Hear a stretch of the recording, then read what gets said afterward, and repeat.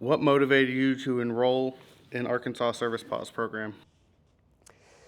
Uh, so I had a service dog prior to joining the program, being introduced to Arkansas Service Paws, and he was getting to an age where it was appropriate to start thinking about retiring him.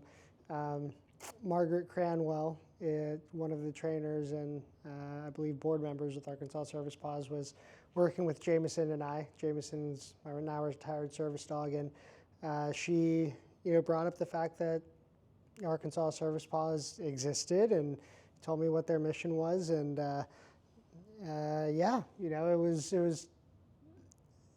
an awesome opportunity to have available at the time because I was in need of being connected to a community like this, and yeah, Arkansas Service Paws was here and available. Can you describe your experience during the training classes? What aspects did you find most beneficial for you and your dog? The program, my class was a little over a year long. I think from start to finish, um, it was about 14 months, and we had the dogs for about a year. Um, and over that time, from the first day, that I walked in here, not just me, but a lot of my classmates, you know, to use a phrase that Travis uses, we were glued to the wall. We, we're trying to make ourselves as small as possible, and over the course of the program, as we grew closer to each other, our bonds with our dogs started to get stronger, and as our confidence grew, as individual, team members, but as a part of the class, it was awesome to see how much more comfortable we were able to get with going out into public and doing the things that most people do on autopilot. Walk in and out of a store and buy the things on their grocery list from start to finish. It was awesome to see all of us be able to do things like that again.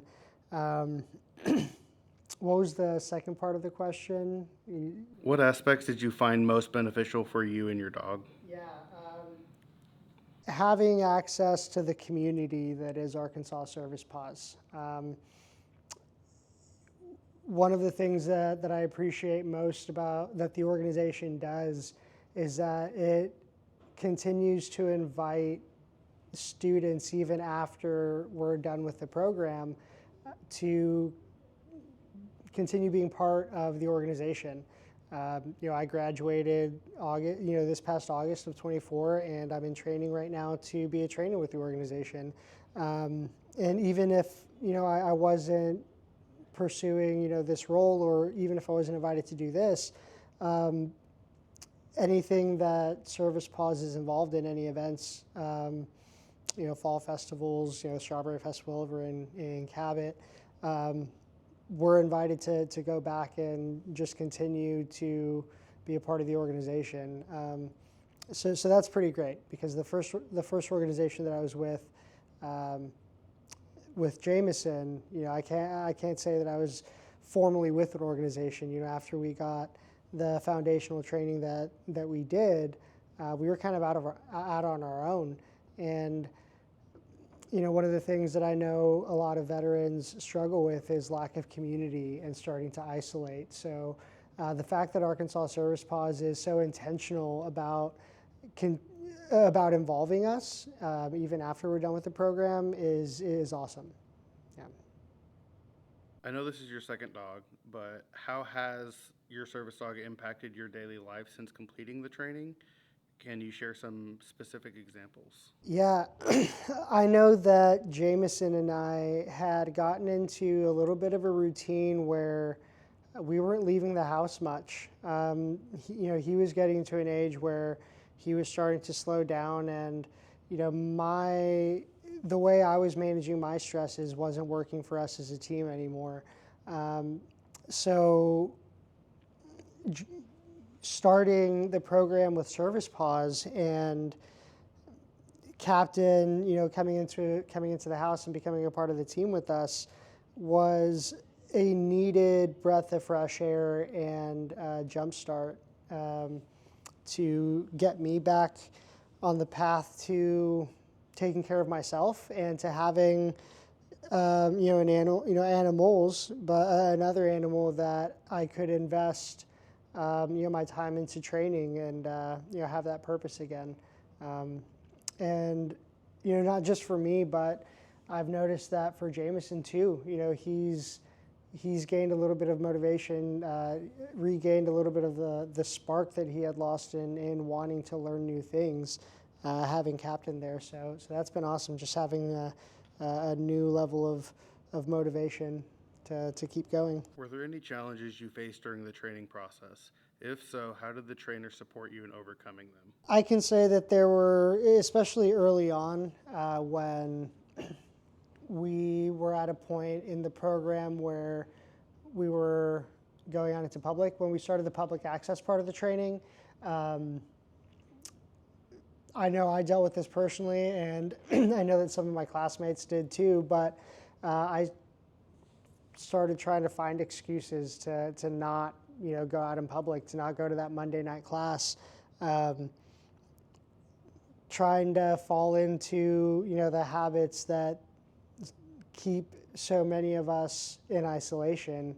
And the trainers, I mean, they were awesome about having enough grace to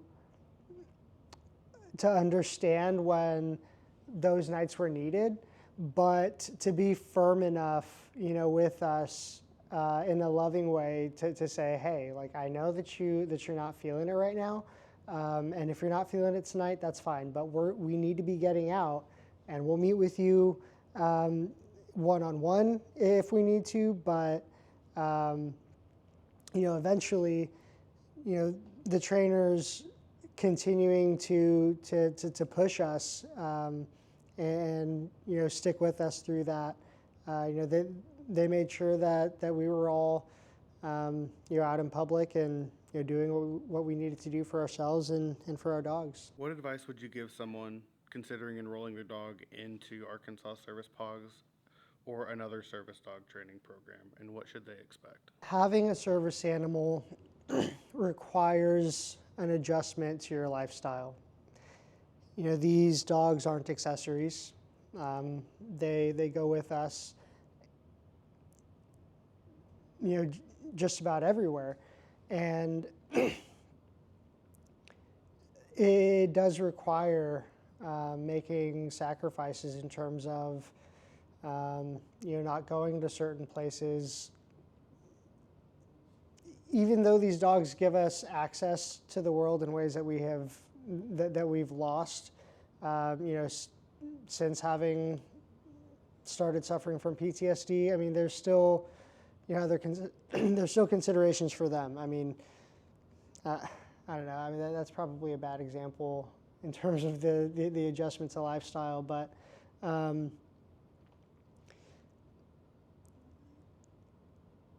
man, hold on. Let me think about that one because that one's a big one. I mean, like our lives do change in having these dogs. Well, even as simple as having dogs on your furniture. If you're not comfortable with like having dog hair in your house, expect that you're going to have to clean a little bit more. I don't feed my dogs very cheap dog food. They eat science diet, so it's a little bit pricey. But I do that because I want to make sure that these dogs are going to live as long as they possibly can. I want to make sure that their bone health is good, that their gut health is good. I know if Jameson eats cheap food, he's going to start to stink. His fur isn't going to look as shiny, and he's going to shed more. So, there's an adjustment in that, a financial adjustment.